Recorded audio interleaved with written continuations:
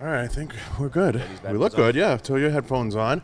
All right, we're back with another episode, but first, the sponsors. Head over to www.johnbartoloshow.com, and I appreciate every sponsor there, including Gallo Technologies, Rhino Metals, Blackwater Ammunition, Galco Leather Holsters, Volquartsen Firearms, Scott Volquartsen.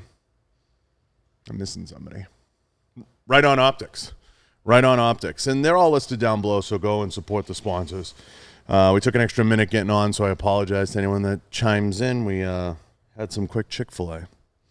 So I want to introduce my guest. I'm excited to have him. He actually coincidentally stopped in here a couple days back before the holiday, and I said, we got to do an episode. This is like, overdue. Our lives were somewhat intertwined in a weird roundabout way, which we were just discussing, which is funny. But we've crossed paths. What's funny about Patrick and I is we've crossed paths in a couple of different capacities and in different genres and different fields. And I've always kind of admired his approach. He was always a mild-mannered dude, cool with me, even when, maybe we were on opposing sides of the aisle, or what was attempted to be opposing. I won't get into it, but we talked about it before. But, guys like him don't come along all the time, just chill, laid back. And, I appreciate through the years him taking the time to get to know me, as I'm sure he appreciates in me, and I think that means a lot. Absolutely. So what's going on, Pat? Oh, just hanging out. Nothing crazy going on today. Woke up in excruciating back pain, so I decided to take a little more of my own life into my own hands, trying to do some yoga, trying to not let bad thoughts take over my life like they have in the past. I'm on a big kick for mental health, men's mental health especially.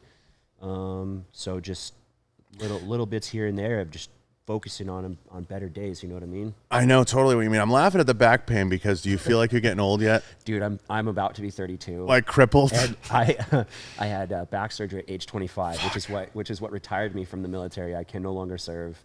And I absolutely feel devastatingly old at 32.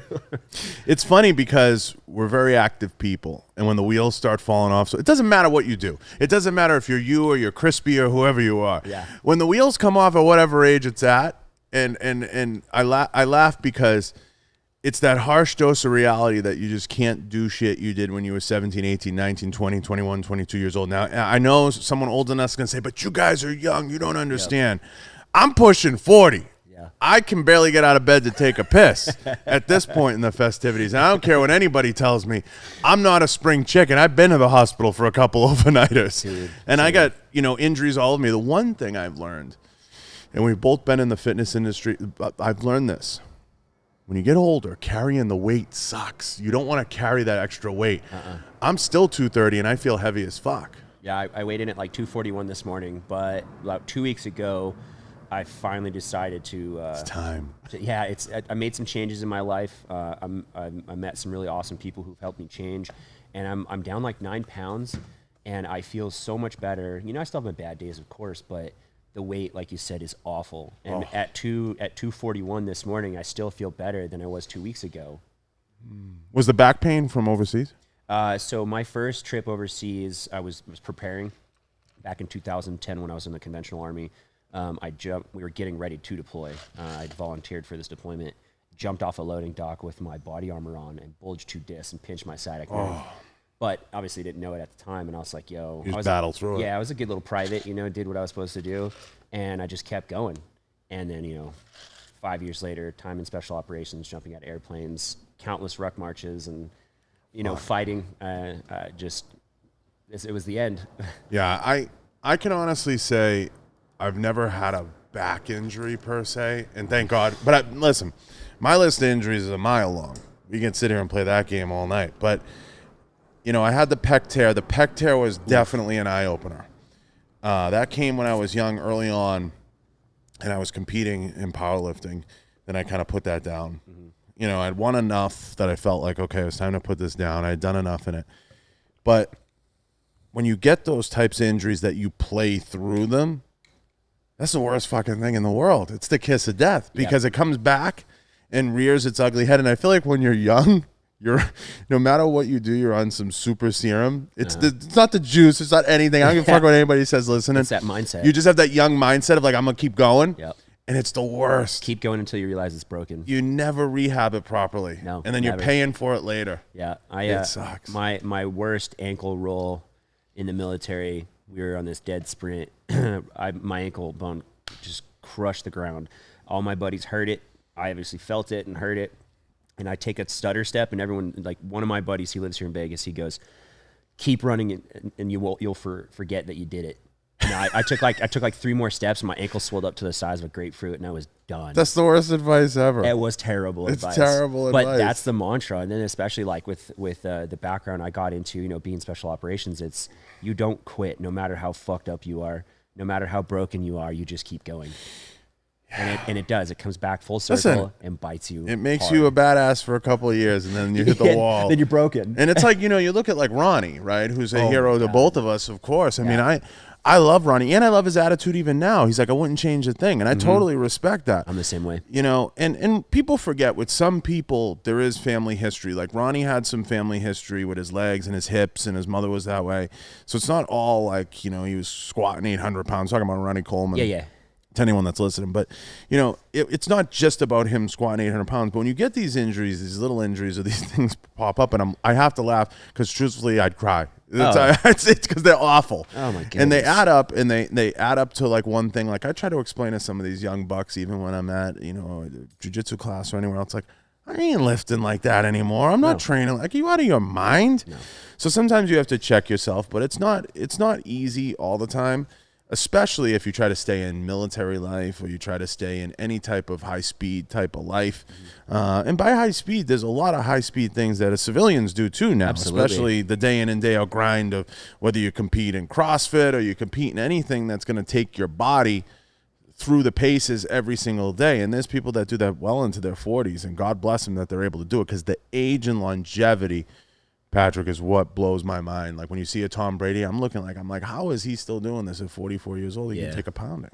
I got buddies that are Green Berets and Rangers that have been on 20 plus deployments. You know, crazy dude, just monsters on the battlefield, and they have, you know, fused discs in their back and their necks, and they're still going to this day. And like I look at me, I'm like, man, I had a surgery to remove some bone, some bulging disc, and I feel like days I can't even wake up, you know? Yeah. So I applaud them so much. So I've always wondered what the secret is. The secret is the only secret I've figured out is you have to learn how to manage inflammation. And the second one is over time, the ones who are successful, and as much as I loved Ronnie and Jay, I love you, you know I do, Cutler.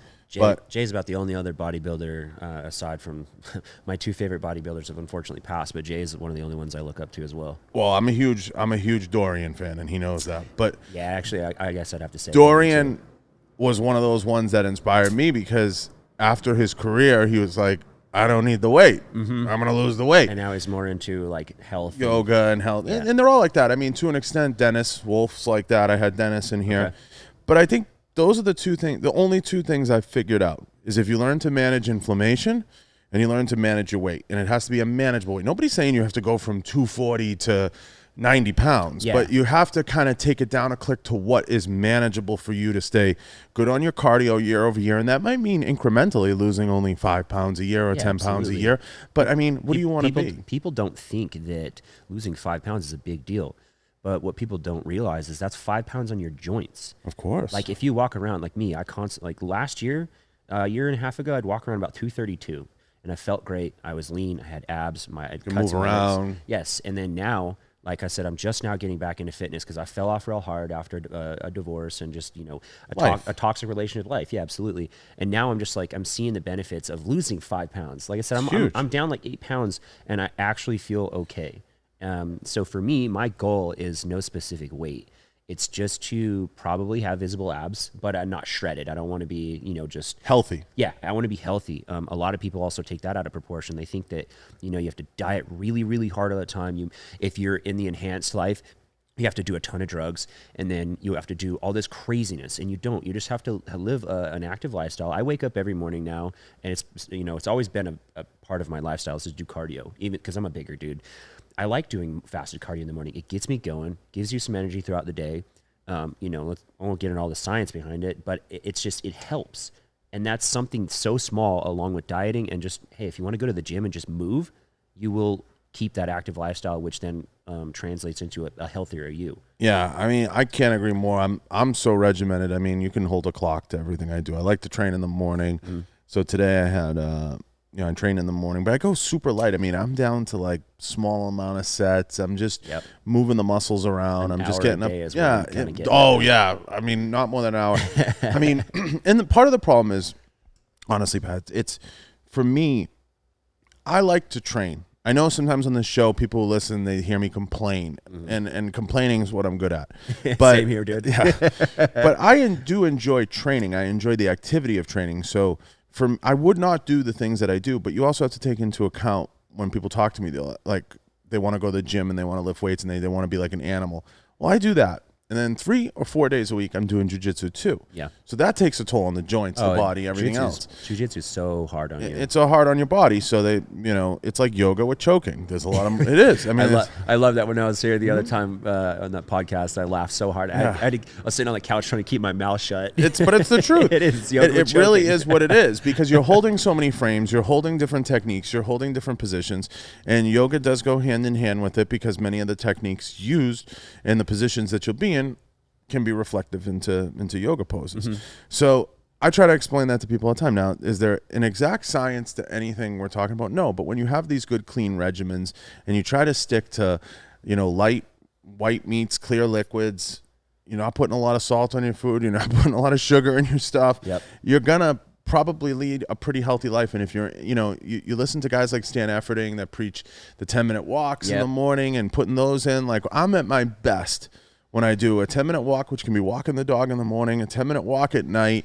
I go to the gym, I do my weights, and then 3-4 days a week I'm doing my jiu-jitsu, which is a hell of a workout in a hot gym, moving around, sweating.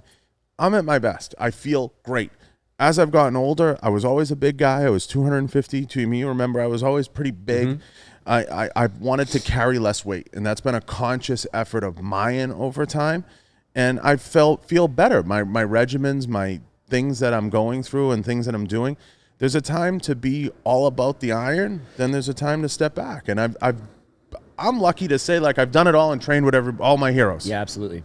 So I'm happy. It's I'm okay. It's one of those, like you said, back to inflammation. I had a good point. I kind of spaced it, but inflammation is crazy. What people don't put enough emphasis on it, and I myself need to learn more too.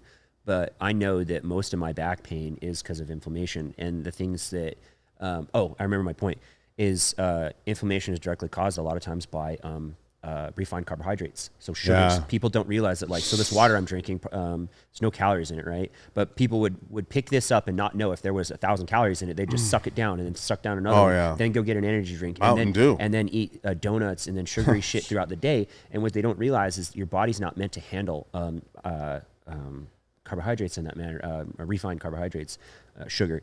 So it just causes massive amounts of inflammation in the joints, and then on top of your overloaded caloric intake throughout the day and more likely lack of physical exercise, you just cause a shit ton of inflammation. It's so good and addicting. Yeah, it is, and it's funny. I make fun of people who are like, "Oh, I can't give up pop." I'm like, "Well, stop being a pussy and drink diet." Just do it. Do the zero. The Coke Zero has become like a secret. Like, everybody's all about the zero. I am too. It's chemicals. It's not good for you. But yeah, absolutely. I agree that if you drink a case of it a day, you're not doing yourself any favors. But think about all the other things that we put in our bodies throughout the day. And it's got bubbles in it, so it makes you feel full. That's what I like about it. It's got the bubbles. It keeps you full. Yeah. But I mean, fitness in many ways saved my life, and I'm okay with admitting that. Yep. I'm okay, and I know Crispy has said that too. Omar has said, that gave him some motivation, and fitness is such a unique link. It brought you in here originally, my last guest before, but it's kept us. We're kind of tied to that. It's always gonna be a common bond. You work out, you train. We've trained in the same gym, for Christ's sakes. Yeah, absolutely. But next to Branch Warren, next to all the greats, Metroflex, OG Metroflex. Yeah, and we've been to shows. We've been to a lot of shows, like 4 or 5 shows together at the same place in the same venue. Yeah.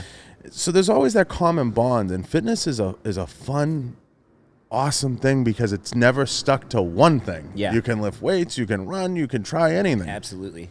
You know, and what I didn't understand is why it was so hard. I want to get your take on this for fitness to come into the gun industry. So actually, it's funny because I was talking to a couple people about that when it first started happening. Because I was curious about it myself. I was always in the bodybuilding, which ironically, when I worked in the gun industry, I used to get made fun of for it. I was the guy that was eating chicken, and while they were, eating crap food, drinking, doing nothing, and they were talking, oh, we're doing business, and I'm like, hey, I want to go focus on my fitness goals, like my longevity. And they're like, ugh, fuck you. Yeah, Patrick, the bodybuilder. Ugh. I'm like, well, I don't want to look like you. And then I get chastised for it, But like, I would have bodybuilder friends, and they were talking about how they wanted to bring it in. So I would bring those ideas, and they would just get shot down immediately. Not me. Like, I've kicked that wall down. Dude, I mean, I used to get shit on where I worked at. So it was, I remember I brought plenty of ideas to the table that they were like, no. And then 6 months later, they're eating, shit because their idea failed or something, and then somebody else did it. Some initiative, yeah. Yeah, absolutely. So like, I'm not saying I'm a pioneer or nothing, but it's just like I tried to do that for a while, and I got tired I always of say it this way. Yeah, I always say it this way, and I'll throw this at you. Because I was in the business a little bit longer, even though we were in it for, and you're still in it to an extent, whether you think so or not, or whatever you think. I guess I'm around. I'm a bystander. You're in. If I'm in, you're in at this point. Let's call it that. I'll take it. Take that. When I got into it, it was marketing in the firearms business was very traditional. It was very dusty buckle and boot. It was the fat guy jumping out of the Bronco. You know what I mean? I mean, you saw the ads. You lived it. Yeah. And this was all somewhere around 2006, 7, because you got to remember, I'm an old timer in the business. Yeah, you were in way before me for sure. To 2010, 12. You had the Panteo production videos. You know what I mean? You could see some Travis Haley stuff. Pat McNamara was the first. I always give Pat the credit. Tony at Real World Tactical kind of redefined it, and kind of he brought a whole nother level to it. So if you're looking at Magic and Bird in the beginning, Jordan took it to another level. Yeah, and that's what Tony did. In fairness to anybody listening and anybody who says otherwise, you're wrong. Trust me, because I can cite 20 examples. This is not because of our friendship, and he brought in new sponsors and a whole new way of doing it. Well, yeah, he had what everybody wanted. Like it was visually appealing. It was functional. It was exciting. And that's what pioneers do. And in Pat's defense, Pat laid some of the framework for where it could go, because anyone that made fun of you or made fun of Tony or even made fun of me for that type of stuff, Pat was doing that long before us. Oh yeah, absolutely, because of his job. Yeah, Pat was doing that long before us. So if Pat was the pioneer who literally wrote the book, then you had Tony who redefined it and reclassified it and brought in a whole nother element. What I didn't understand, and this is something in the firearms business we used to have literally arguments about, is they so bad at every point Pat wanted to regress to going back to being like that dusty buckle and boot type of industry. And I'm like, why? And the argument I used to have in the boardrooms, and I don't know how yours went, but I used to say, if we bring in fitness, the enemy of our enemy is our friend. If these people love this industry, do you want to make $1 or $2? Yeah. That's what I never understood. And I've sat here with Navy SEALs, Ryan McMillan, many people have sat in that chair, and I said, isn't the goal to get money from everybody? Don't we want to put a gun in everybody's? Don't we want to make money? Yeah. Instead, we have this elitist mentality of no. It's got to be a yellow jacket NRA member that buys our gun. Yeah. It makes no sense. And I asked Ryan McMillan, I said, have you ever checked someone's like badass card before you took their money? Like, no, not once. No good businessman has ever done that for sure. No, and they'd be lying if they said they did. Yeah. So it never made sense to me. So when I was in those boardrooms, I would debunk it 10 times. And that's part of the reason why some of these more specialized genres of shooting struggle to survive, because they're very hard to adapt to the shooting in general is very hard to adapt to the mainstream. We all can agree with that. And there's reasons for that. It's not because of the industry. It's because the outside makes it so difficult for it to, to make it a participatory industry. It makes it very difficult. It's like exclusive. It's not completely inclusive. Right. It's kind of like horse racing. It has its own weird. It clicks. Yeah. So, the most welcoming universe, and I think I talked about this with Emily, is the fitness universe. Then you get into MMA and mixed martial arts is very welcoming. The gun industry is welcoming as long as you're not going to upset the tide of anybody else inside of the gun. There is an elitist mentality because I've had battles with people. There are people that are so far to the right, Pat. Special forces guys, you know the people I'm talking about. Rangers too, dude. Like certain people, they have this mentality, and some of them work at certain companies that I had a guy on from Knights. They have this elitist mentality that like, oh, if you're gonna shoot our gun, you have to be like this special ninja forces warrior. It's so illogical to me, and I'm not picking on anyone. I'm just saying in general. It's truth, though, because here's the deal. If you limit your demographic and you're trying to sell a product, but you're also in an industry, especially firearms, if I were to ever try and go into business, I would not just market to Rangers. They're my people. But if I were to do that, I would completely exclude so much business. I want the average guy. I want the guy that lives in his mom's basement. Such a small market. I want the girls. I want the special operations guys, too. But at the same time, if you're that guy with just that pig-headed mentality that Rangers only, dude, like you better have something niche that nobody can touch, and you better have the next MP5. Yeah, you better have all the skills that you need to be self-sufficient. What I don't, we both can agree that there are times where it goes too far. When you get into, whether you want to call it gun bunny stuff, whatever you want to call it. I think it's just stunting for the gram. Stunting for the gram, right? That's exactly what it is. I had a great talk with a buddy of mine the other day where he said, John, he goes, a lot of these people don't understand 5,000 likes doesn't equal $5,000 in your bank account. And he said there's a lot of people on the internet running around posting stuff and they're not making any money. Yep. He's like, if they're making money, and we talked about this a little offline, I'm for that. If it makes money, it makes sense. Yeah. That's the running thing. Yeah. And we all start out experimenting in media, and sometimes we have to be the model, and sometimes we have to be behind the lens, and sometimes we have to be in front of it, and there's all different ways of doing it. Our industry has been so closed-minded for so long. I can remember coming into the industry, and this is scary. I can remember seeing the posters of the guys with the 17 gussets and the BDUs, and the pictures were so corny and the stuff was so hokey. I'm like, this doesn't even look visually appealing. And you go in a gun store, and 90% of the people in there buying were in jeans and a T-shirt. Mm-hmm. I'm like, none of this makes sense. And it used to be when I came in, it was, but Navy SEALs use it. Yeah. That was like the line. Yeah. So everybody had something. Now, through the Trump administration, we've seen it's made in America. I actually finally said to an AR company, I go, what AR isn't made in America? I'm like, the HK416, maybe? Is that imported? I mean, it still has to be, even AKs have to have X amount of parts. I'm asking because I legitimately don't know, and I was a CEO at a fucking firearms company.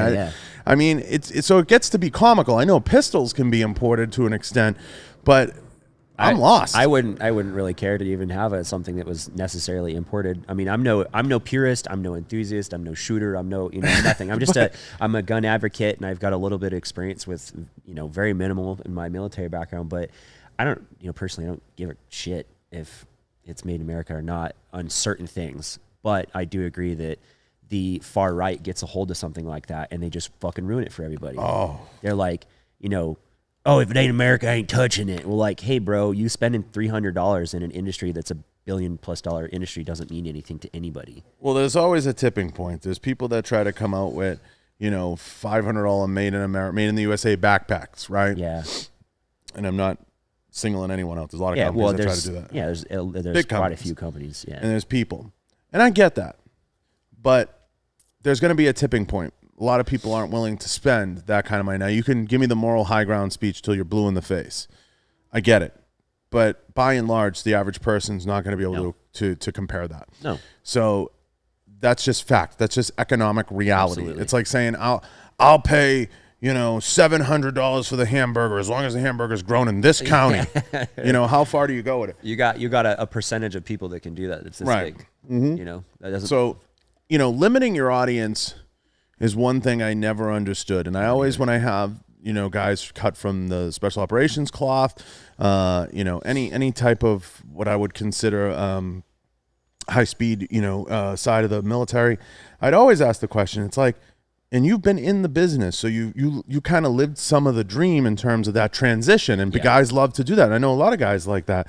And it's always a simple question. I'm like, do you want to sell to one member on the SWAT team, or do you want to sell to the whole police force? It's you want to sell to everybody. Like in my mindset, and I agree with what you said, but my mindset to add to that is I don't want to sell to the police force. I want to sell to everybody. Everybody, because that, as you know, and again, I'm no businessman, but if I was a businessman and I limited my demographic to one group of people, I think you're failing yourself as a business person. Yeah, 100%. Like you said, do you want $1? You want $2? Yeah, you have to start to think with the end in mind. You know, how far am I going to go with this, and who's my audience? Well, you always sit down and you do an analysis on anything. Who's my audience going to be initially? You know, where do I want to go with this? What's my brand going to look like? And I think a lot of brands, you know, the gun industry is funny because you can see the players when you walk the floor, and I know you do. Yeah. Because they're the type of people that they bring on from all different walks of life. Yeah. It's no mystery that one of the wizards in the industry is Tom Taylor at SIG, and Tom came from a Coca-Cola background and understands marketing on a high, you know, on a high level. There's people that come from certain genres that just get it. And then there's people that they never see past hunting, or they never see past, I'm going to be this Leo product. And everybody know cops don't like to spend money. That's just the fucking reality, right? Yeah. I mean, you know, and it's very bureaucratic to go through those channels because you're dealing with boards of chiefs and you're dealing with a lot of different animals. And when you got to spend your own money on your own kit, it's really hard. I remember dealing with that. Like I talk to law enforcement guys every day, sitting here being like, hey, like, you know, I'm not trying to ask for more, but can you guys hook me up and, you know, be in Leo, because I have to spend my own money protecting this community. And like it's valiant on their behalf. But also they want the best that they can get too, you know? Oh, of course. And you feel for them, you know, there's a lot there. And they're in many counties and many states are grossly underpaid. So that all goes without saying. I mean, it's like, Jesus, it's on par with teachers. It's awful. Yeah. But the hard part about the industry always has been me understanding when I walk around the industry now today, and I know you see it, we see more guys like you, more guys like me, more people of that same mindset. We're just, a lot of them are in that middle management tier that they can't affect the type of change across the board, but it's coming. I think in kind of to touch on all of that and what we've talked about before, I literally think everything is attested to age. As we get older, we start to realize there's so much bullshit. I'm 31, almost 32, and I have these conversations with my friends all the time. I'm like, you remember when we were kids and we would sit there laughing at the old guys sitting here talking shit about young kids, and they were trying to tell us not to do something because it's going to affect us negatively. And we're like, whatever, old man, right? I'm 30, almost 32 years old now, and I am sitting here trying to coach younger people on not doing stupid things. And then you kind of got to step back and realize that it is just us maturing. You know, like when you were my age, I bet you had quite a few epiphanies that I'm now having. Yeah, I mean, probably still having them. Yeah, no, I'm probably still. Yeah, I'm not saying it stops. I'm just saying you probably reached a point where I'm now reaching at my age, and then you started to realize that you're like, damn, like I was a shithead. Yeah, 100%. I mean, look, I make mistakes, and I've made mistakes, and I look back, and my mistakes are very easy now for me to calculate. Hindsight's always 20/20. You look back, and you're like, oh man, I wish I did this differently. Yep. I was thrust into a lot of positions because of the time at which I came into the business.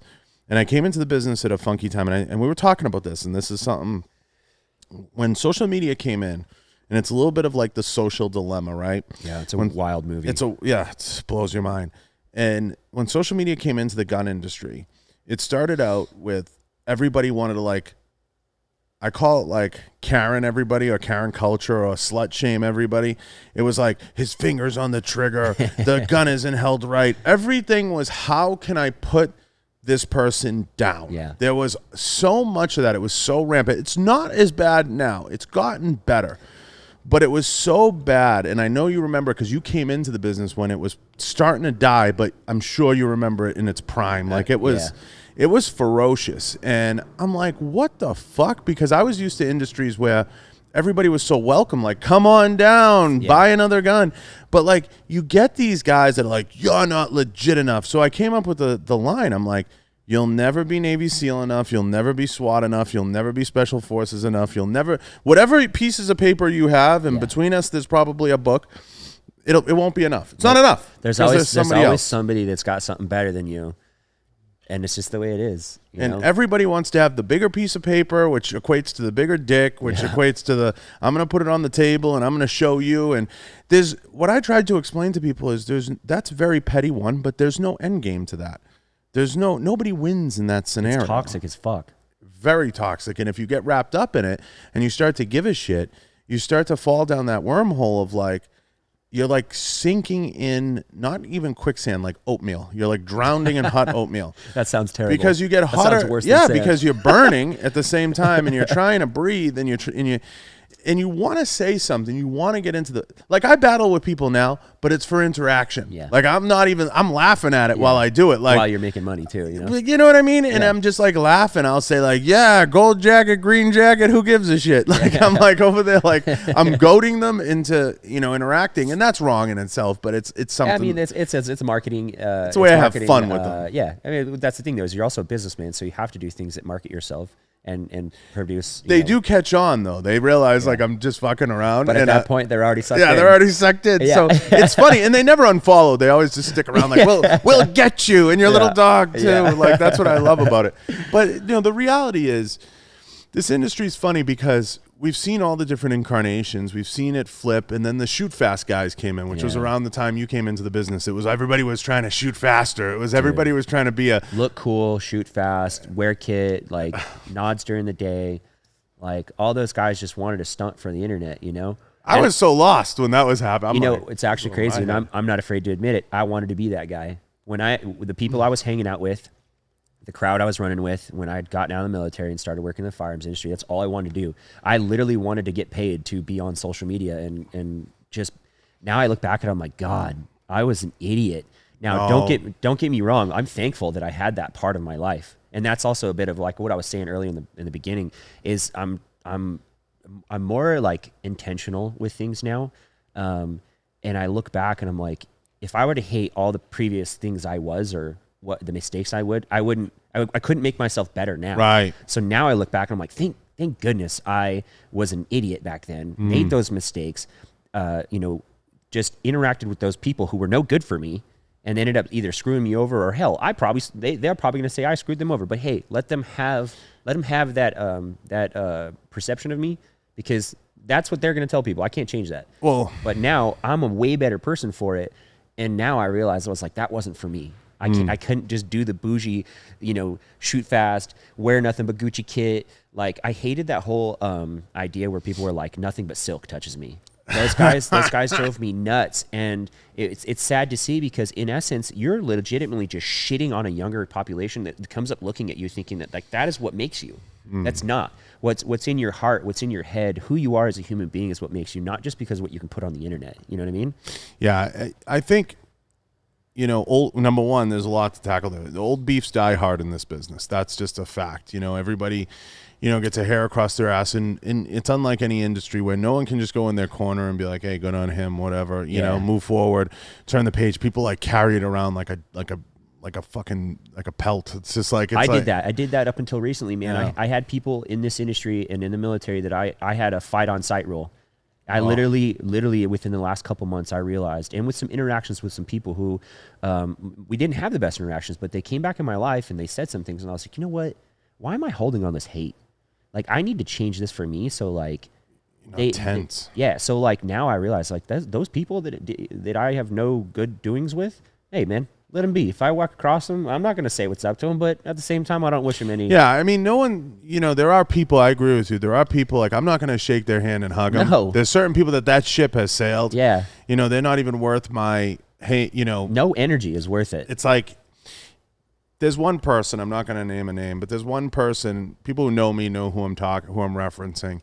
There's one person that it's just not even worth my effort anymore. Yeah. They don't know me. They don't know the first thing about me. They don't even know, whatever. And you just kind of have to put them in a box. Yeah. And you're just like, you're over there, and I'm not even going to indulge in this because it, like, to your point, it's toxic. Oh, it's unhealthy. And it just wears you down. It wears you down. And you give your energy to such a bad you're situation. feeding it. It becomes a beast that you're watering. And then guess what? That's your fault. Mm-hmm. That is your fault. You did that to yourself.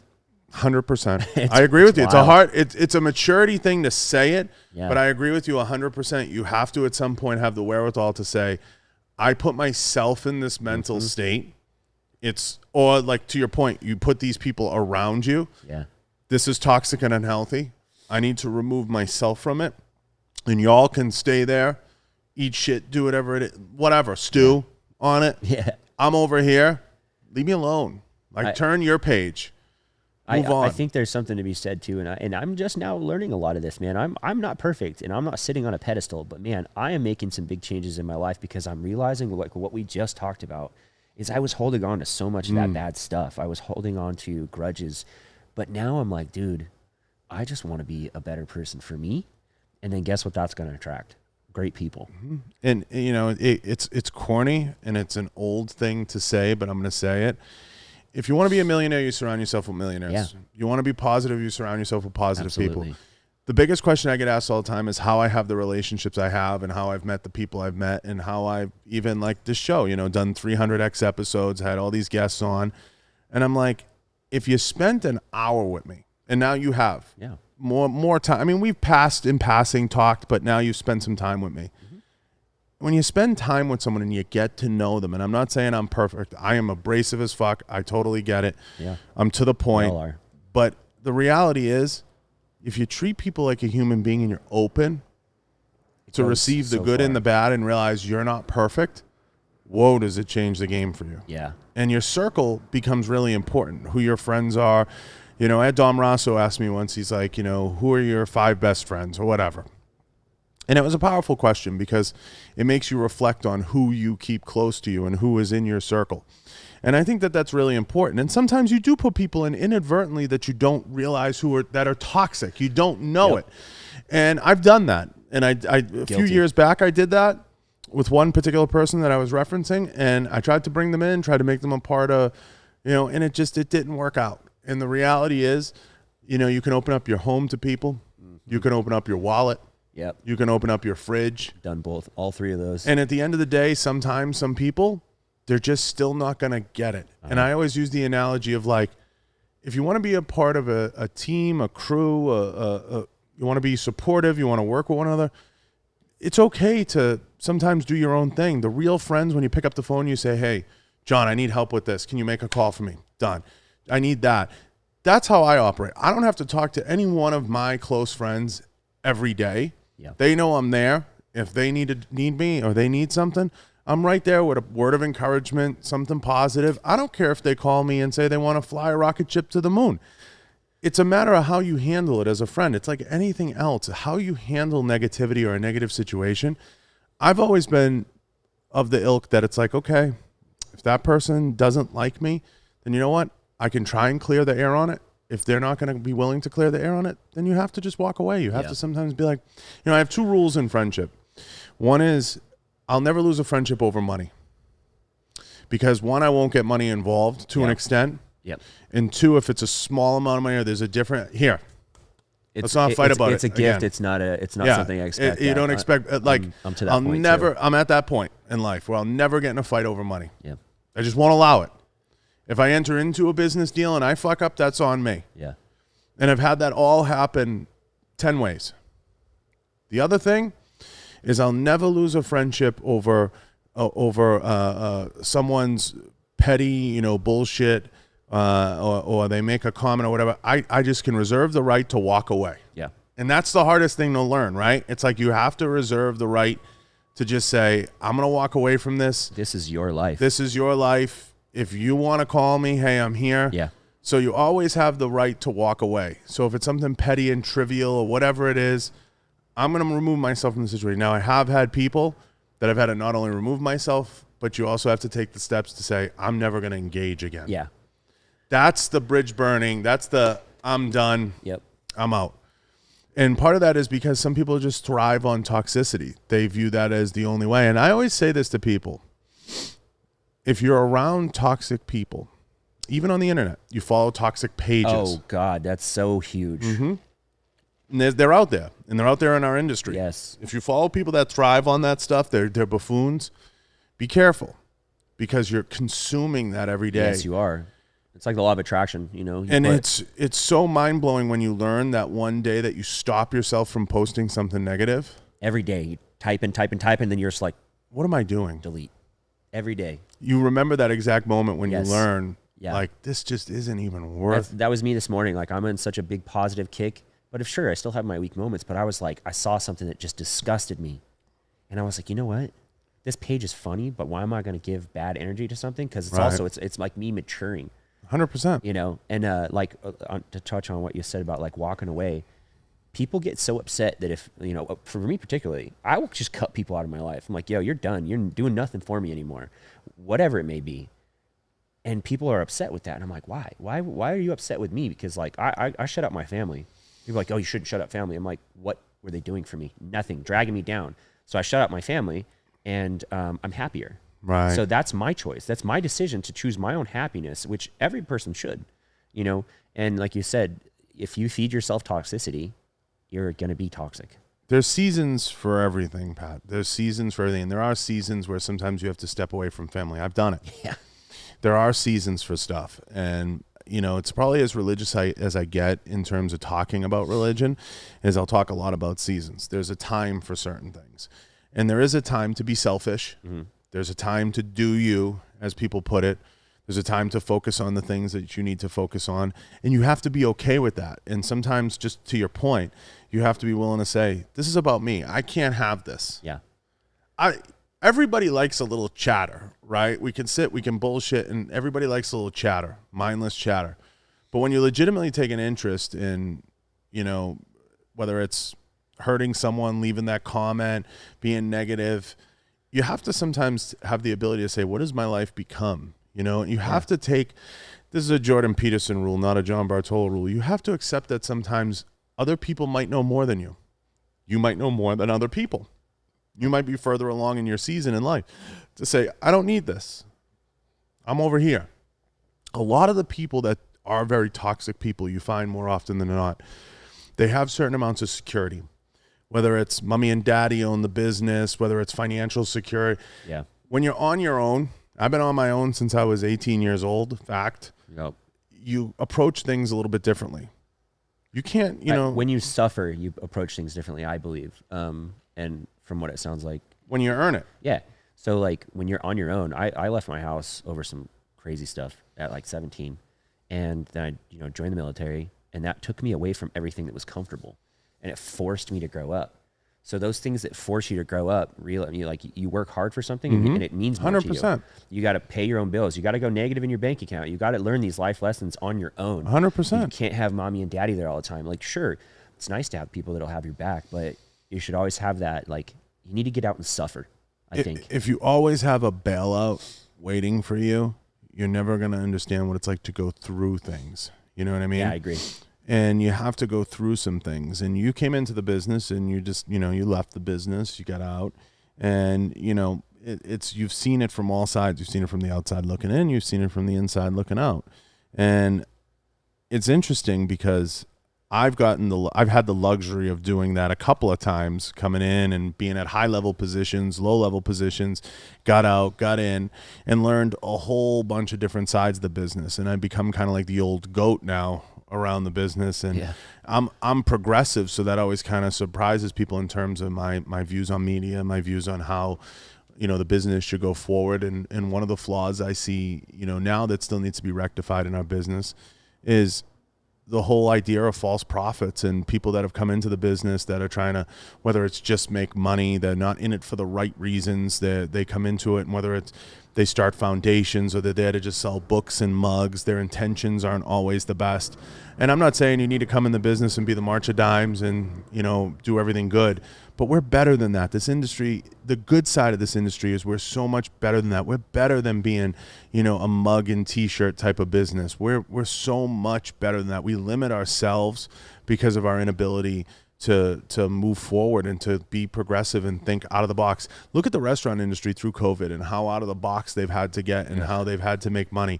God bless every one of those people in small business. Absolutely. And you look at our business, and the NSSF doesn't have SHOT Show. Say what you want about it, but still hasn't even taken steps into streaming, into paywalls, they should be one of the forefront leaders in that. The NRA, similar thing, should be one of the forefront leaders of drawing, you know, donations or income. And we talk about pro shooting and all these different genres. Why is it some of the best and brightest ideas are coming from people like John Lovell, coming from people like outside of the industry? They should be coming from the thought leaders inside of the industry. And that's one of the things that frustrates me is a lot of people get into it because they're a good guy or their family has the right connection. And you sit back and you're like, what the fuck is going on? Why can't they figure this out? And I know you've been pounding the table at different positions and places. You've been saying we should try this, we should do that, and you'd make a great face or a great marketing leader at any one of these brands. But they're just stuck in this rut of like, oh, let's go to let's go do a mag dump. Let's go outside. You know, I think like kind of like what we've talked about before as well is like it's all for the showing. You know, people just want to show out. They want to talk about how much money they have and flash the crazy kit and all that stuff. It's not about substance. It's not about morality. You know, I've always had the idea with anything I do in life, I'd rather have a few. What's that?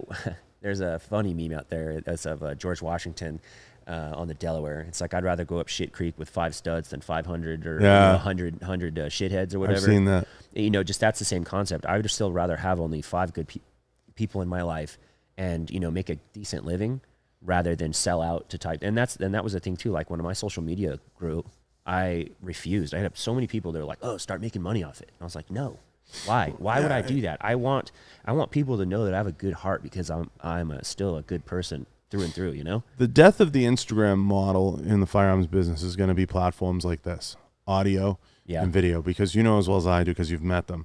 90% of the people out there can't talk. You know, they can't sing a tune, and they don't even know where they stand on the issues. They don't know where they have. When they put a microphone in front of them and they can't have a conversation. You know, so that's going to be the death of that. And plus, you can't monetize Instagram.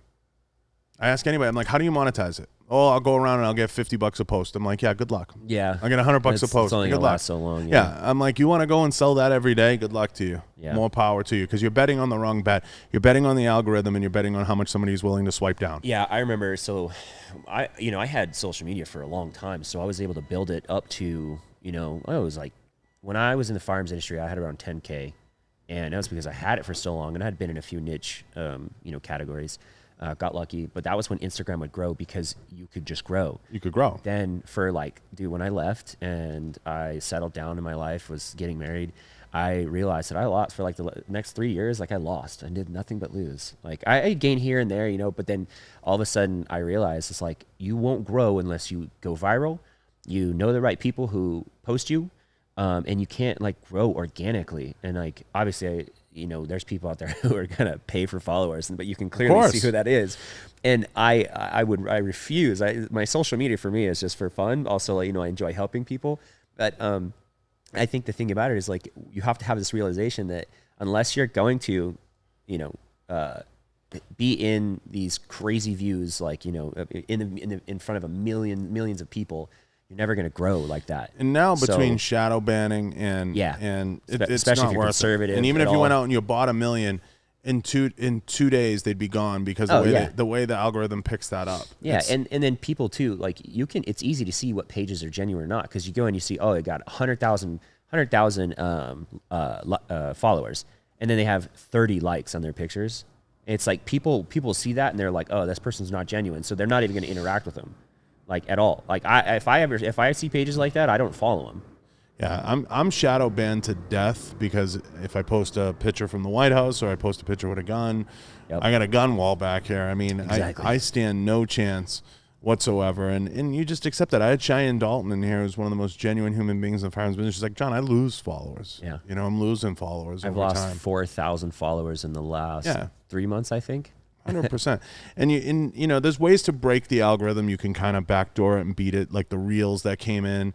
I post a lot of stupid reels, and the reason for that is it kind of circulates you a little bit better, because the algorithm's picking up the reels a lot better. I do notice videos do get a lot more likes, a lot more, or a lot of views, not necessarily likes, but I'm almost like, I would say I'm 60-40 more interested in this than even that. I mean, that's just the place I put my clips and the swipe ups and everything else. Sense. But I mean, as far as Instagram goes, I mean, I started a show page, 6 months ago, and I think I got it up to almost 2,000 subs. My goal for that was like, if I get 5,000 diehard show subs on that, Yeah. I'd be happy. I was like, Yeah. I'd be over the moon because it's a show. At the end of the day, it's a podcast. It's kind of like when you look at YouTube, right? So there's theories out there that like 10,000 YouTube followers or subs is equivalent to having like 100,000 on Instagram because you're less likely to unsub. Like, when have you ever unsubbed from a YouTube channel? First, and secondly, the way that YouTube circulates you in the algorithm, if you've watched one of my videos, you're going to see other ones pop up in your feed. That social dilemma. Yeah, so it creates that web for you. And then if you run ads, which YouTube is one of the better platforms, that you still get good CPC and you still get good, cost per click, and you get better interaction in terms of people keeping your content relevant inside of that inside of their, I guess you'd say, their social dilemma, their own personal social dilemma. It works out better. Instagram just doesn't have that mechanism, and it doesn't have a mechanism to monetize it. Okay. And that's one of the great flaws, in my opinion, of Instagram, and that's why everybody's making the jump to OnlyFans. And that's why you see so many, especially females, they can go on there fully clothed. I'm not saying they have to get butt naked or anything. They can just say, I have an OnlyFans. What do you think right away? You think nudity. Yeah, you think, I'm going to see something that, I don't see on Instagram. Yep. And I know girls that are posting the exact same shit on there, and they're making money. Yeah. Yeah. I used to hate, I think we all went through this phase for a while. Some of us have changed. I know I have. Used to just absolutely hate on anyone with OnlyFans. And now it's just like, you know what? Why hate on them? Like, first of all, it's just about maturity. But second of all, it's like they're making money. I'm too old to do it, but if I was young and I was you, I would post like my feet on there. I would have some inside joke that I would play up, and I would be like, because I have very funny thoughts. I think even if you just did an OnlyFans and it was literally like just your feet, just Patrick's feet, you'd probably get 100 people to sign up just because of how our industry is. Yeah. And they're like, we're going to catch him. And you're like, I see. Yeah, like, dude. I got you, motherfucker. Like, because you got paid. You know what I mean? So you could literally be like just posting like hand and foot pictures and be like, I'm a hand model. I'm a foot model. And it would be the funniest shit ever. So I'm waiting for a guy in our industry that takes the leap and does that. And it would be hilarious. Just to basically say, eat shit. Yeah, in like a roundabout way with like a wink, like, you know what I mean? Like, I'm a hand and foot model that's hilarious on OnlyFans, because it would be hilarious. The guy, the CEO, apparently, because he's met with Jay, he's met with Cutler, he's trying to go legit, and he wants like podcasts on there, and he wants like legit shit on there. But I don't know that he'll ever be able to break through. But OnlyFans is an intriguing one because they found a way to monetize photos. Yeah. And they're almost, I know they get the nomenclature of the porn industry and all that, but they found a way to monetize the porn industry for people that maybe they were just dancing on a pole. Maybe they were doing it anyway. Yeah. So why not now make a buck doing it there? And I don't have a problem with that. I don't. Now that we talk about it more, and like I said, I decided to take that jump into more mature Patrick.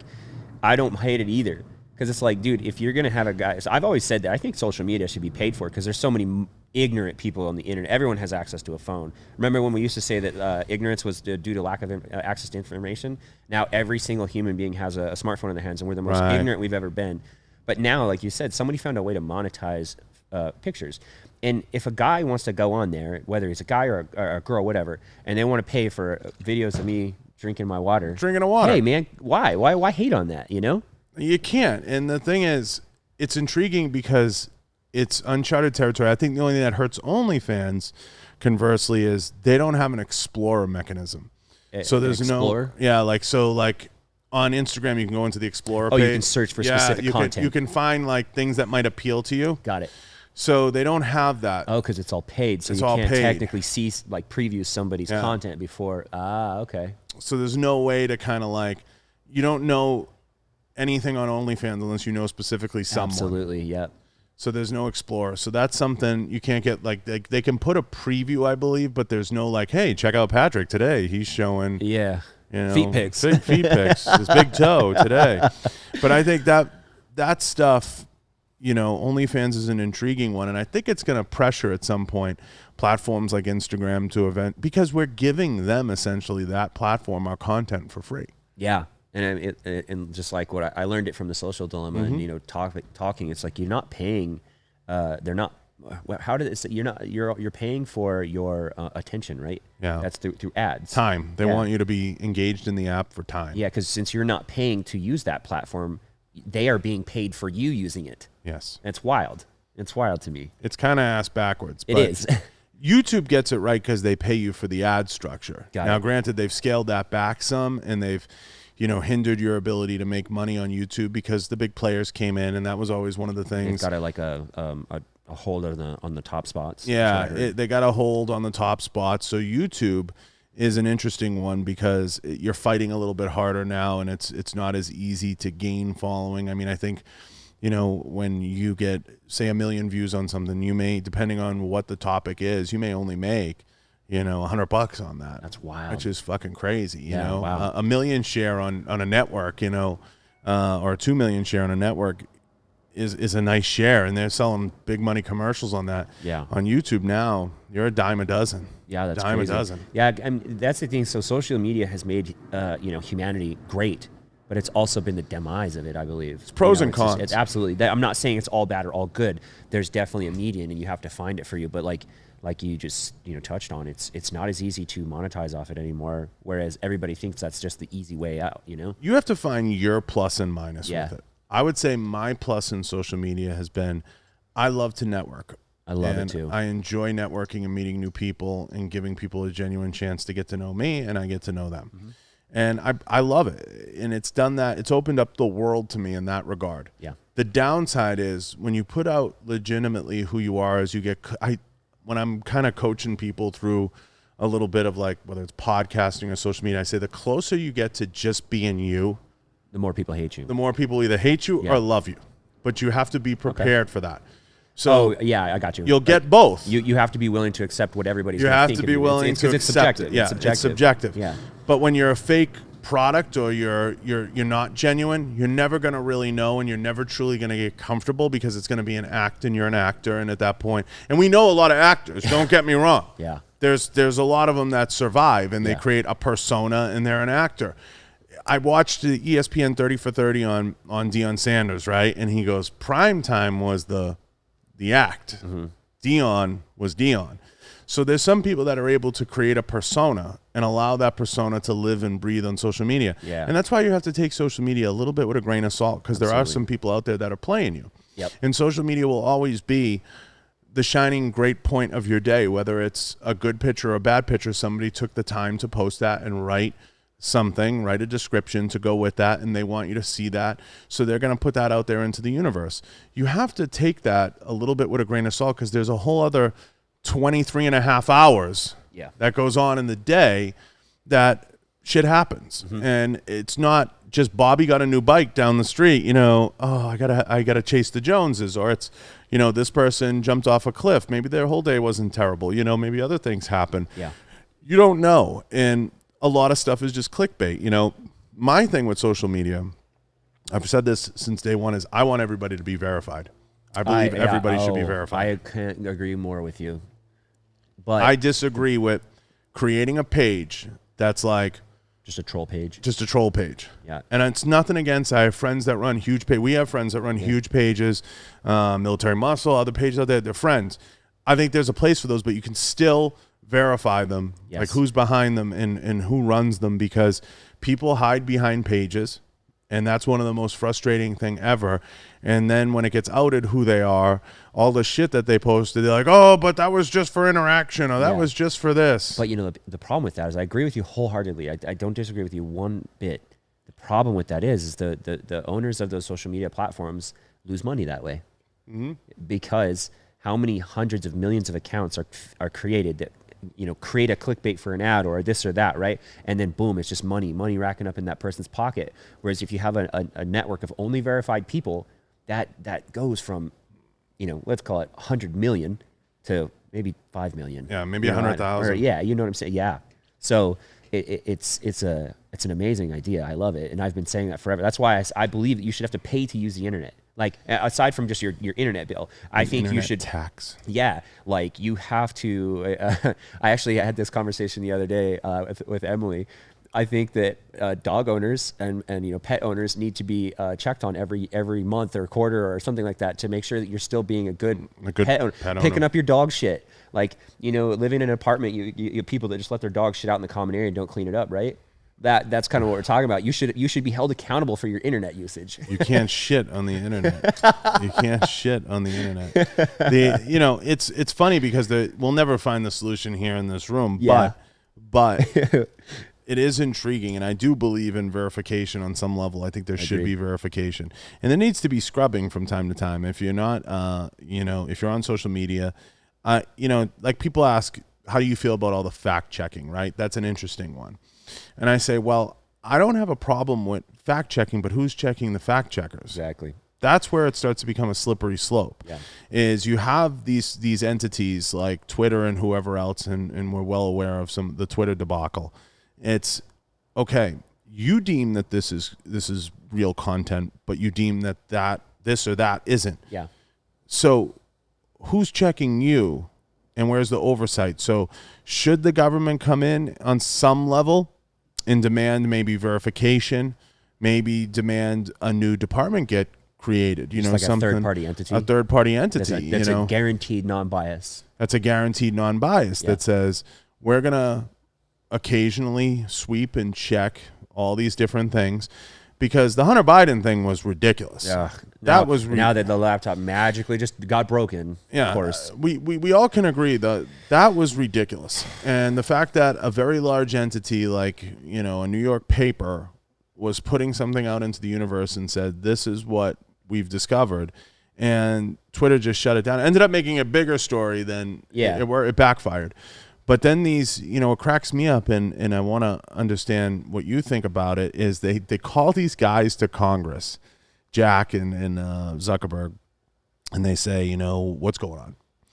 And people make me laugh when they hear these guys, because these guys don't care. These guys have millions and billions of dollars. They can be on a plane to Costa Rica tomorrow, and they're like, I don't know, I don't know my team. I don't know what my team's doing. It was just deny. Yeah, deny. But it's comical to me, because I view those guys, because how even our industry works. Those guys are anarchists. They thrive on it. If you watch The Social Dilemma and you listen to those guys talk, I truthfully believe this. I don't think they're Republican or Democrat. I think they just want anarchy. Well, the thing is I don't think I would associate a particular label. I don't disagree with you. I'm personally not going to apply a label, but they just want to make money. And what the money-making machine is that. What it becomes is that. And so whatever it is that's making them money, they have to protect, no matter if it's morally left, morally right, morally in between, right? They just need to make money. They thrive in the chaos. So they don't give a shit who you are, what you are, what gender you are. They just, they're going to thrive. But I guess since you put it that way, they thrive in chaos, which isn't like anarchy, Mm-hmm. So actually, because I'm not going to name. You changed my mind a little bit on that. Yeah. I'm not going to name the entities, but there's entities in the gun business that you sit down with them, and they'll say, but we're anarchists. We want this. You know what I mean? The far. Those guys drive me nuts, man. I can't get on board with it. But that is, to me, what I see when I look at these entities and I look at how they operate and how they, like you said, they feed off the money, and the money is created through the hysteria. Yeah, they feed off of the toxicity. And it's the same model. And what I don't understand is why people can't see through some of the modeling. It's the same model some big time industry entities use in our industry. Give money now. Now's the time, and you get a new pouch and a new hat. And it's our generation. This is what cracks me up, is they're not aging well into the demographic. You're talking about the older generation? Yeah, the older generation isn't aging well into our demographic, and by that I mean, we talked about this earlier. The 50 and 60 somethings that are in charge now of a lot of these large entities, they don't understand the 30 to 45-year-old market at all. And I'm going to tell you my thoughts why. The problem is that 30 to 45-year-old market segment, your generation, my generation, we're progressive in our media thoughts because we've lived through it and we see where it's going. And we're seeing how it's progressing. But we also remember a time when maybe we didn't have cell phones as readily available. Yeah. We still remember that previous generation, but the 50-somethings plus, when you're in the boardroom with them, 55 to 65, and they're the ones that are in charge right now.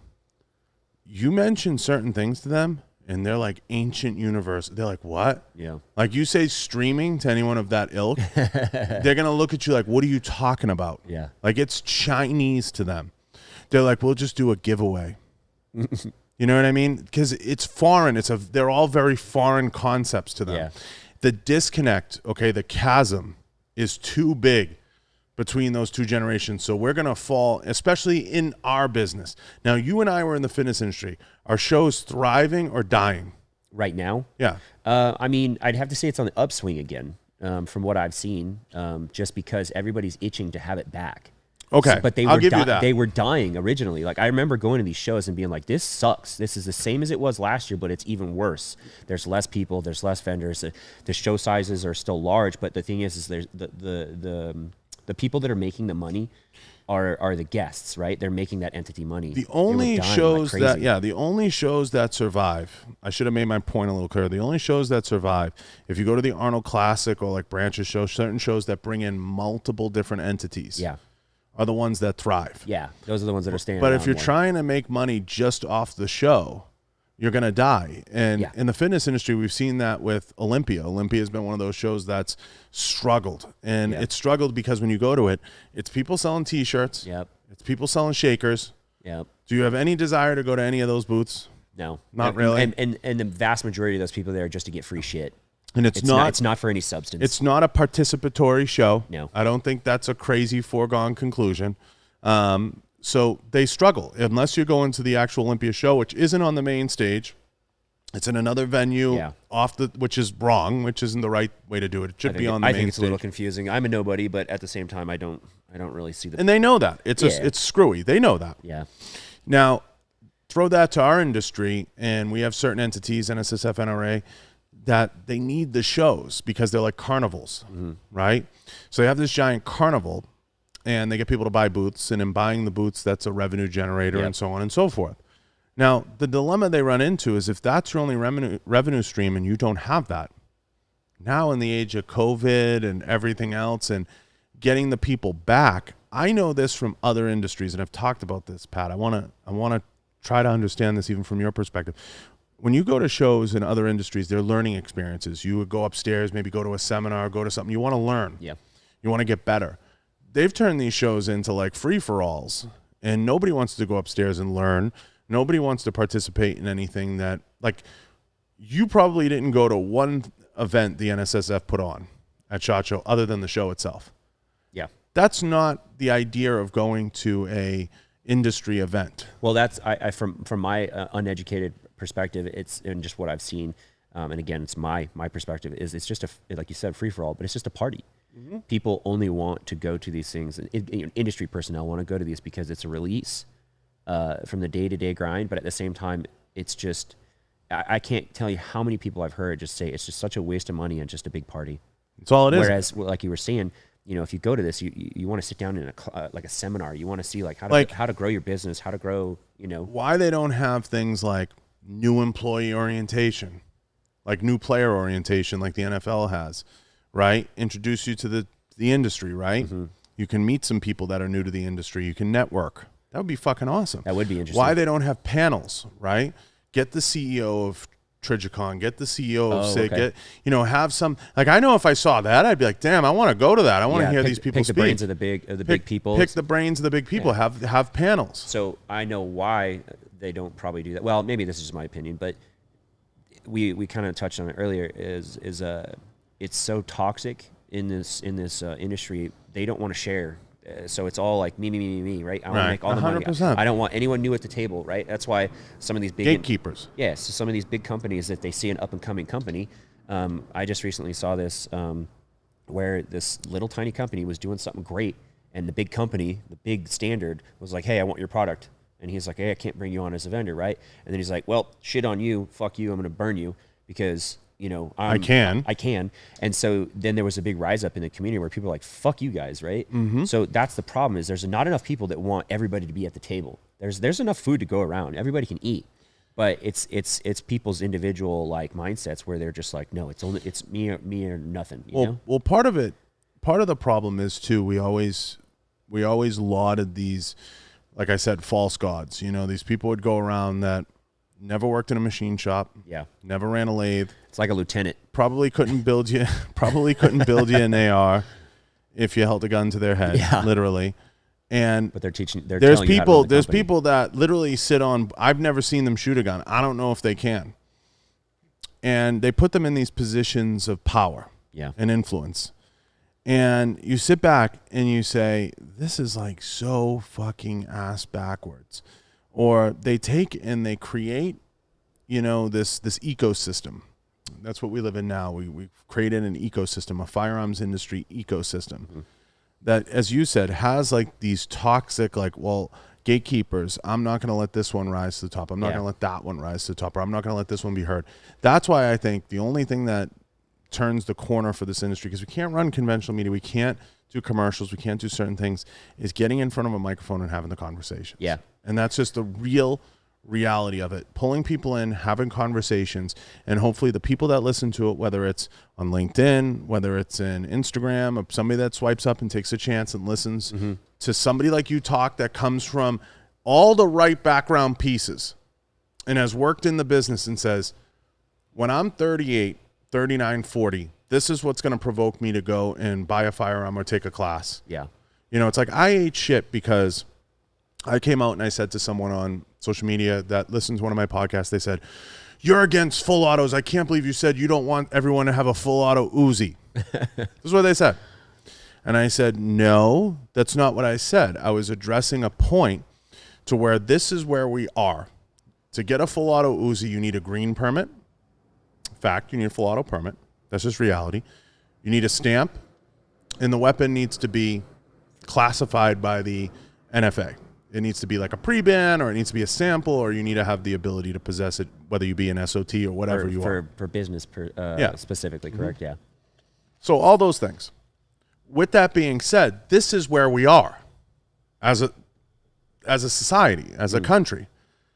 You can't just run around and say, thou shalt not infringe. That's not a defense. So when I was here on the last time you were doing your podcast, I loved what you said. That is an emotional statement. And I've actually used that exact thou shalt not infringe is an emotional statement in one of my posts on social media. And I love that I heard that from you, because I was struck by the fact that you made me think, man. And I've never been that whole guy, thou shalt not infringe. Why? There are certain common sense things that I agree with. There are some things I don't agree with. I think common sense should dictate absolutely every single thing in life. I don't care what it is. But just sitting here being like, no, well, why not? Give me actually good reasons. Give me, the science behind it. And I've said on record, one of the things I am in favor of is if we are in the structure we're in, which is reality, right? Like I like to say, I would love to see everybody have the ability to get a full auto permit, but there should be, whether it be a full auto class, which then feeds the beast of instructors, which helps them. I believe it's the same thing. And puts money in their pocket. If we're operating in reality in the structure that was saying, I'm not going to run around and just say, thou shalt not infringe, and there should be full autos tomorrow in every gun store. Oprah Winfrey. Because you're never going to win that argument. No. You can't go to the table with that. Behind it. It's like national reciprocity. People say, and I've been asked this at a very high level, John, what's your solution for national reciprocity? And I've been asked this by government. I say it's really simple. If you have the ability, if you have the ability to obtain a permit in your home state or a county or city, wherever you are, then you should have a permit nationwide. If you want to nationalize it, make it be that you take a class, okay? Because we all can agree that 50% of the country requires a class. So let's take I'd probably say more than that. Yeah, let's call it 65. So let's take the highest denominator, right? The highest common denominator, which is you need a piece of paper from the NRA. Does that help or hurt our business? It helps. Because it feeds the meter. It feeds the beast. Yeah. So I'm okay with that. I'm okay with that within the structure that we live in now. And then people say, well, then you're not a constitutionalist. I say, no, it's not that.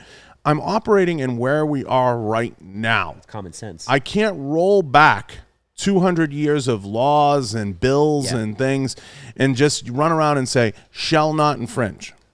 Those are the people I think that want lawlessness, but the thing about it is they don't have any actual common sense with that.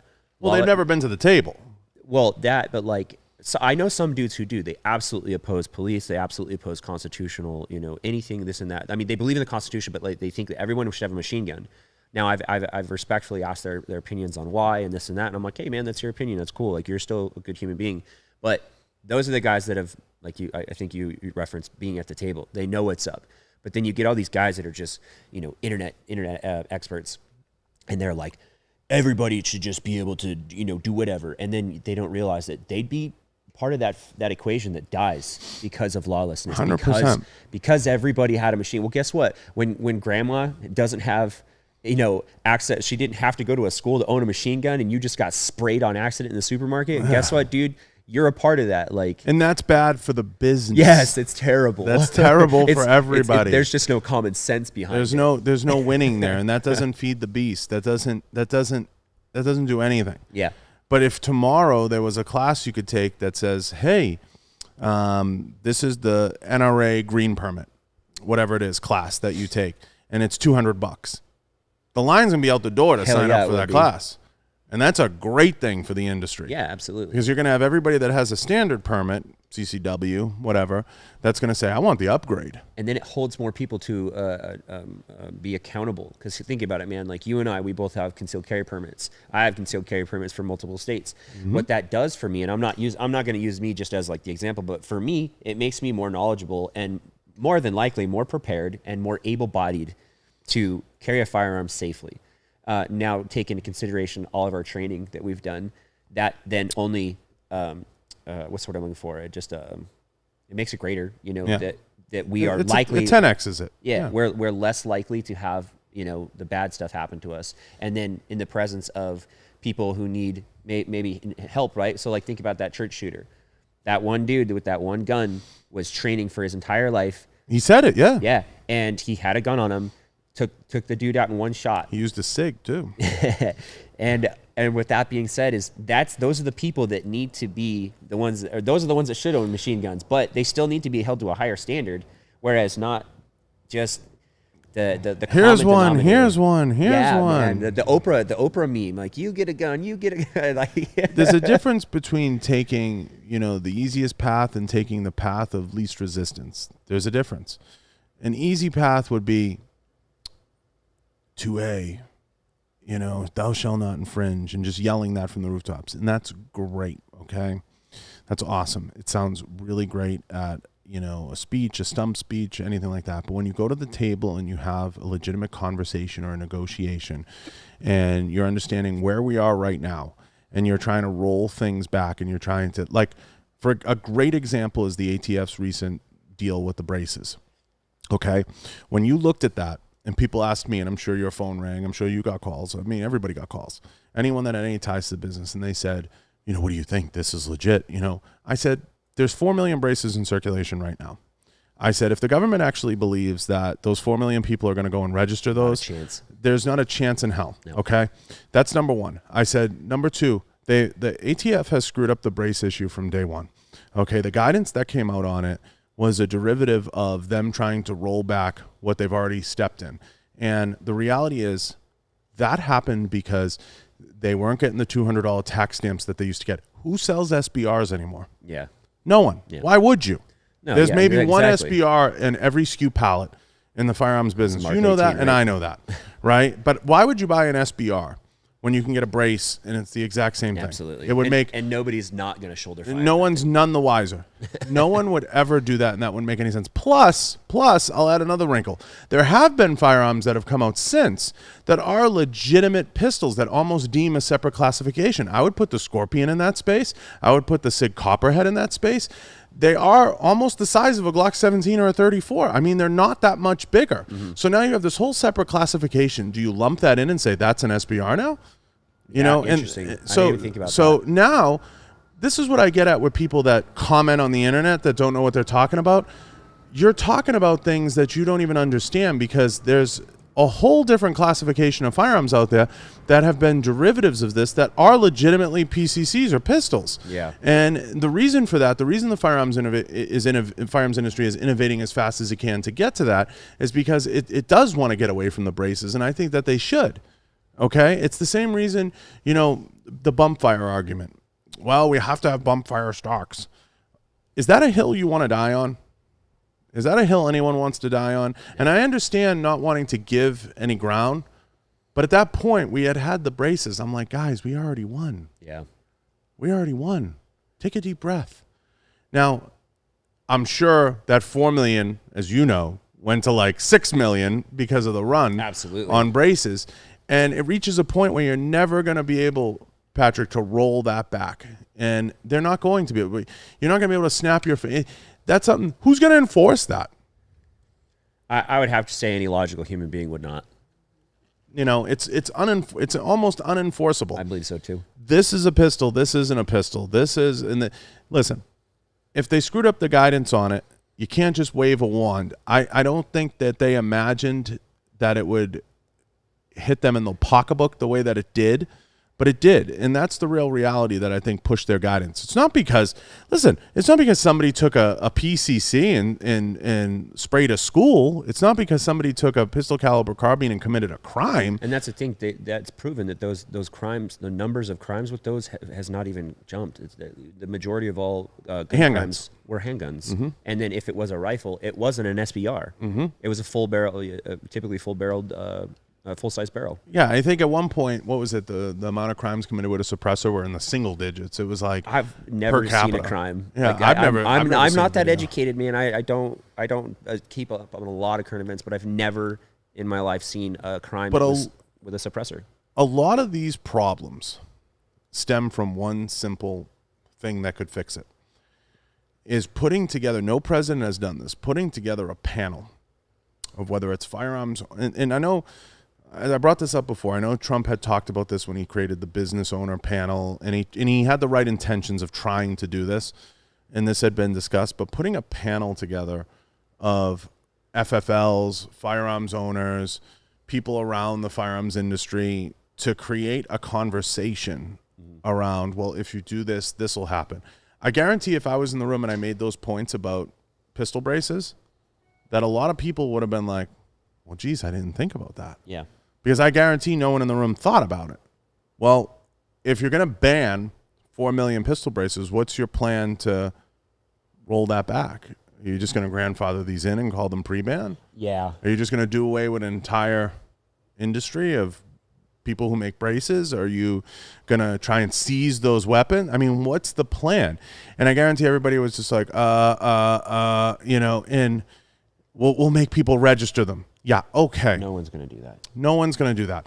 Listen, that line is going to be the shortest line to the shittiest club in the city. What was it when somebody did a buyback? Was it? I don't think it was our country. Was it Australia? They did a buyback and they got, 40, 50. It was some atrocious. It was some atrocious number. It wasn't until they issued some edict and then they ended up getting it to catch in Australia. But it was Australia. Yeah. Okay. Australia did. Australia has been through the mill with that. And listen, certain countries, the crimes that get committed are atrocious. They use hammers, they use knives. It's the crime. The amount of crime still gets committed. In Asia, it's all the knives. Yeah, it's insane. The crime still gets committed because you know why? There's still going to be people that need money. There's still going to be people that need bread. There's still going to be people that need milk. There's still going to be people that hold grudges. There's still going to be people that want to commit suicide. Yep. I don't know much, okay? But if you back out all the data, and we don't have it yet from this past year, it's got to be computed. But if you back out all the bullshit data, whether it's murder-suicides, whether it's gang-on-gang violence, which is going to happen regardless, you can't avoid it. You back out everything and you look at pure shootings, okay?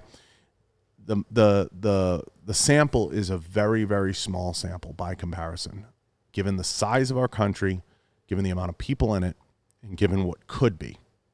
The sample is very small. And I attribute that to a very vigilant society that essentially wants law and order. And that's what we're marching towards right now. People are sick of it. Yeah. And people are sick of it.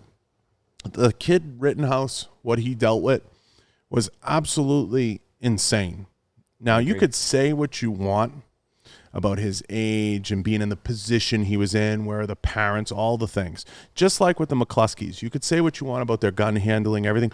What was the alternative? Let the people storm their house and rape her and kill him and destroy their home? Mm-hmm. I'd love to sit down with the Attorney General and say, you tell me how you wanted that to play out. Yeah. And just ask the question. What was a suitable solution? Just come out and we all start singing? Yeah, Kumbaya? That ain't going to happen. This is a mob Absolutely. that ran down the gate of a private community, went onto his property, because I think they thought he was the mayor or something. Didn't they? Like, it was some fuck up. I don't remember how the whole thing went down. I just remember. And him and his wife were out there. And granted, be the first to say it, the gun handling was awful. No, it was terrible. It was terrible. If anything, sign them up for a class. They need they need a class. I agree. I got good instructors, friends that'll teach them. And I think some people volunteered to teach them. There was a lot of people that stepped up. But, you know, it's one of those things, you know, that you see at the political level, and it's just a lack of understanding. If they put you on a panel, just you'd be able to fix it in 20 minutes. Because it's common sense. Yeah, but unfortunately it seems, and I mean, we're seeing it more and more every day, is that common sense ain't so common. Common sense ain't so common. It doesn't ring true with the people that it should ring true with. Now listen, you wanted to touch on, I know PTSD and veterans causes are huge to you. I wanted to give you a minute. I know there's some you want to plug and issues you want to talk about. Now, you've been through combat. Actually, no, I have not been in direct combat. I have been deployed, and I apologize. I didn't mean to shut you down so fast. So I just make sure to never clarify. Yeah, I never want to be misrepresented. You know, just a little bit about me. I was a mechanic in the 75th Ranger Regiment. I did not see direct combat, but I did have a big Army deployment, and I had a deployment in the regiment as well. So, thank you. Yeah, absolutely. Because I know how our industry is. Yeah, so no, dude, I appreciate it. People grab a hold of shit and then fuck they just my life. chastise people. And I'm very big on that because I also hold it very near and dear to my heart that people shouldn't claim things that they're not. Absolutely. And I will never misrepresent myself ever. So I applaud you for taking a minute to straighten that out. Thank you for allowing me. Because I know how our industry is. Yeah, I love you for that. But I know that those issues are near and dear to you and important to you. And you rubbed elbows with some great folks. I know we share a mutual friendship with Crispy and certain folks. Crispy's one of my really good friends. What are some of the causes and some of the directions you're pointing guys that are struggling coming home and trying to figure shit out? So this is a topic I could just go on and on about. You know, I want to try and make it quick, you know, just kind of to the point. But my big thing is, man, none of us are perfect. First and foremost, none of us as human beings, we're all fucked up. But with that being said, you know, the side that I hold real near and dear to my heart is the military. Not that I discredit anybody. I'm always here for anybody. I don't care if you're a civilian, first responder, you know, anybody, of any walk of life. I welcome anyone to talk to me about mental health because I think it needs to be spoken about more. I, unfortunately, and I just, you know, maybe I was a little mentally not as strong as other people. Hey, it happens, you know, but that's my path in life. I want to see anybody, you know, just get as much help as they can because it's such a plague. But also the biggest thing, and I've used the word several times throughout the show, is the toxic nature of all this stuff. So many dudes, and I just use dudes as a generalized term, but so many dudes talk about how, oh, like you're just weak or you just need to pull yourself up by your bootstraps. And that's so wrong. But what we need now is men and women alike to start to accept the fact that mental health is a real deal. Everybody needs help. Whether you're strong or not strong is just up to you as an individual, and you are in any position to judge anybody by being weaker or stronger. So again, with that being said, I just try to use my platform to advocate for mental health. I'm also real big into men's mental health because obviously I'm a man, but thankfully everything I've done in my life has led me to look what I look like, right?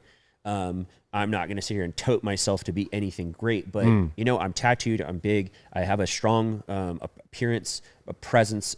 You know, when I walk into a room, and a lot of people have told me, they're like, dude, you know, when I share my story, they're like, dude, you look perfect. You look like, you know, you're this or that. And I'm like, no, I'm not.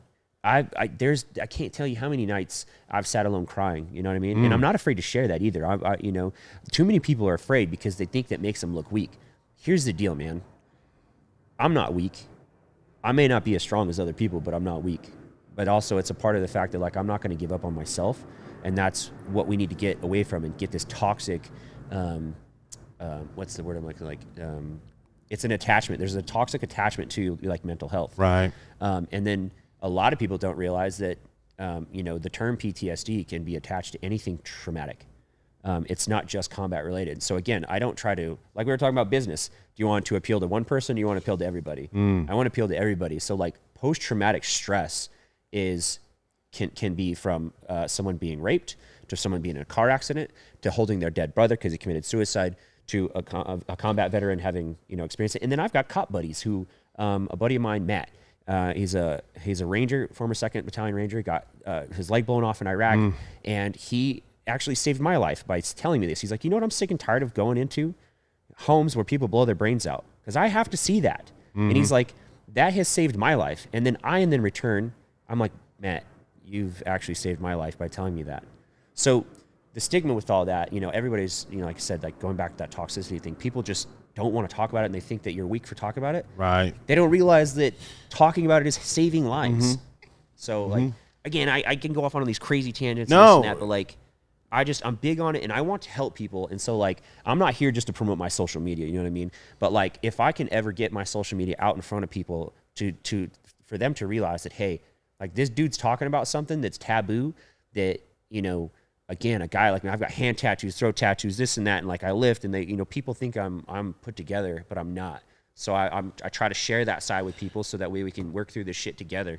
And you're opening a door. You're saying reach out, and I've heard many guys say that. Like if you just need to have a conversation, I don't think it hits home with people, Pat, until somebody lives through someone very close to them committing suicide.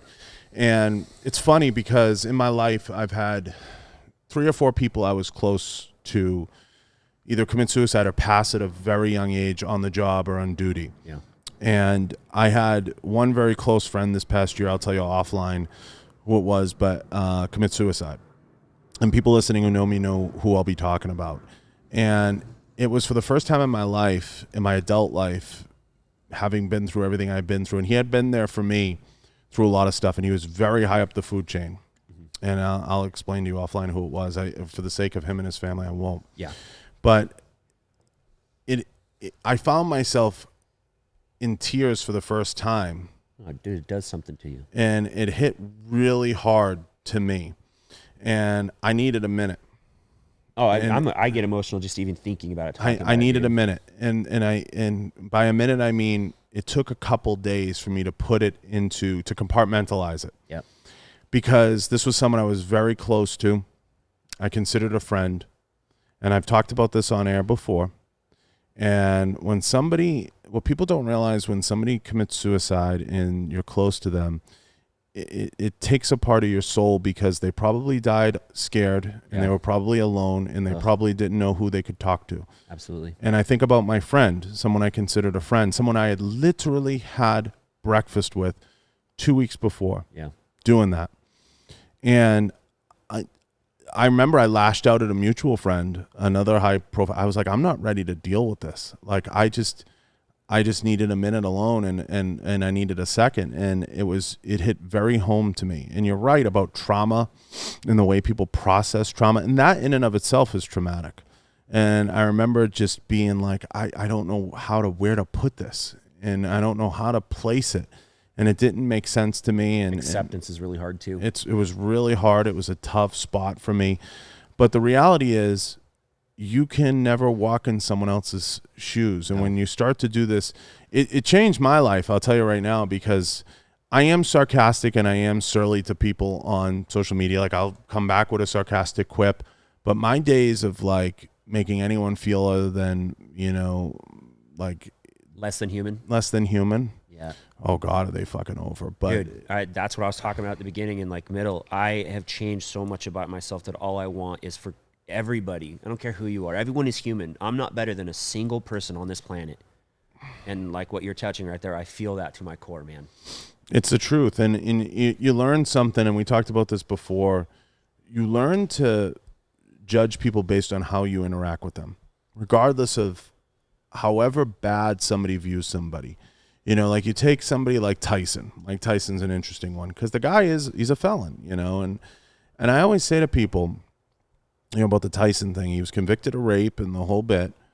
You don't know what it's like to walk in his shoes, and someone who I'm not condoning anything he did or didn't do, and it's a touchy topic, but people are so quick and willing to pay money to see, and he's the first to talk about his incarceration and the things that he's been through, and at a very young age having all this money and all these women and all this shit thrown at him. We don't know. When we're 20, we're different than when we're 30. Yeah. And when we're 30, we're different than when we're 40. And people do change and people do evolve, but you got to give them a chance. True. You got to give people a chance. You can't condemn them because he told Sally, who told Bill, who told Todd to go fuck themselves. Well, I wasn't there and I don't know what happened. Or I heard from Bill, who heard from Todd, who heard from Thing that this happened. And I'm like, someone else's experience shouldn't dictate your opinion of somebody. You should always experience it for them, yourself. Right. And I believe in that. And if I've learned anything from my journeys, and people talk about circle building and life and all that shit. And I'm like, look, just take everybody for how you interact with them. Yeah, I agree. One of the things that like I've attributed that to is, I got out of the military on all good. Everything's good, man. But some of my best friends were kicked out, and on paper they're pieces of shit. Mm-hmm. But I wouldn't trust other people with as much as I would trust them. I'd trust them with my life. If I had a little girl, like a little baby girl, and I said, "Hey, you're it right now. You're entrusting you with my life," I would do it, because you get to know who they are individually. And the problem, again, in like just our circle, not just saying military or firearms or anything, just our circle of people, everybody inclusive, everybody just wants to be, fuck that guy. Well, why? Because you had a bad experience with them? Now, again, like you said, I'm not condoning anything such as, rape or anything. That's absolutely inexcusable. But when you get to know somebody and what their story is, you might find out they're not perfect. Well, guess what? You ain't fucking perfect either. 100%. I'm not fucking perfect, and I won't be for the rest of my life. 100%. I want people to know who I am based off their experience. Sit down and learn my soul. Learn who I am before you pass judgment. And I want to do the same for you. And I think that's also like going back to like the suicide thing.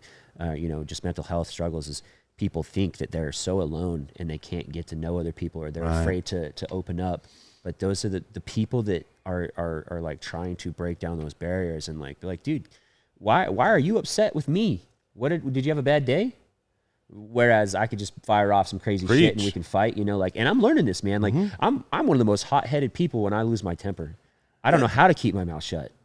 But again, with the whole maturing thing, I want to get better at that stuff, And I'll be the first to say there is a time to clear the air. Yeah. There's a time. You have to know the difference between having a heated discussion and being able to lay down, well, this is what I think and this is how I see it. What was it you said last time I was on the show? You said, I want you to come to an argument, but I only want you to use facts. How did you say that? I always say to friends, right, because I'm from Boston. Sports. I'm from Boston. Thing, right? Yeah. So you're a nut. everybody hates me, right? I got the Patriots, I got the Red Sox, I got the Celtics. Uh-huh. I expect the hate. Yeah. Okay? I wear a big shirt sometimes that says, it's from an interesting company. It's called Chowderheads. And they make this shirt. It's called, it's got the picture, map of New England. It's got New England with a big Patriots hat on it. And then the rest of the country, it just says haters. And it bleeds. So we expect it. Yeah. We welcome it. Okay? It's like welcome to Belichick country, right? Got it.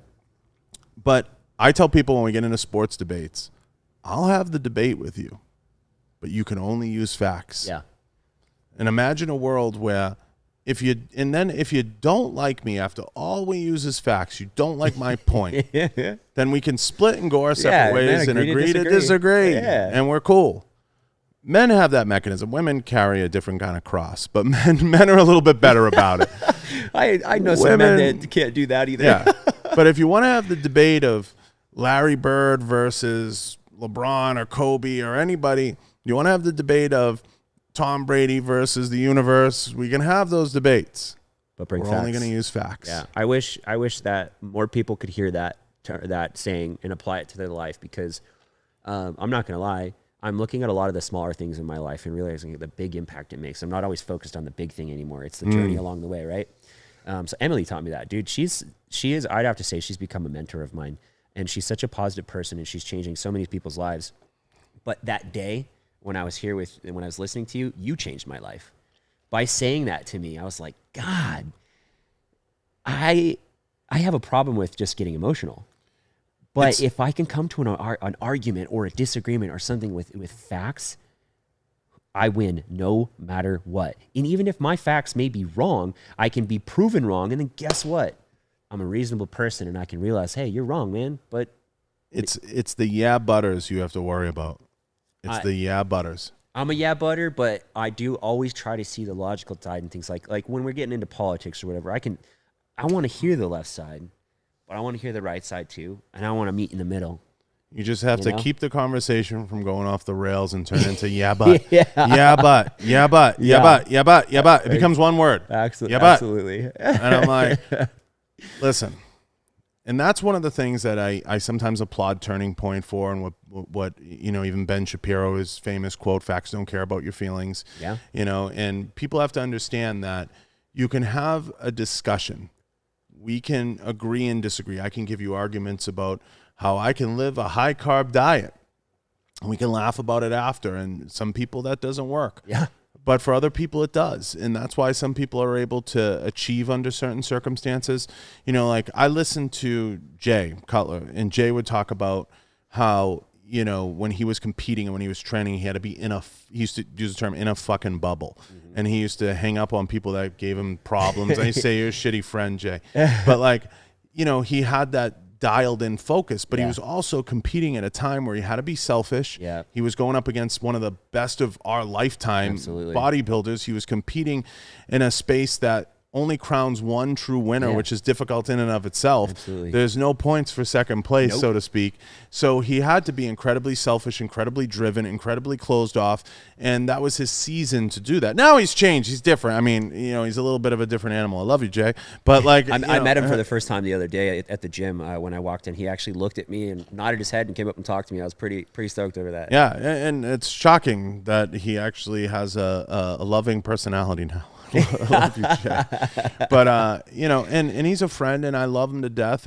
But you look at that focus, and now he has the ability to look back on that, and talk about it and reflect on it. And it was such a focused approach, but that was what drove him, and that was what made him successful. So everybody's different.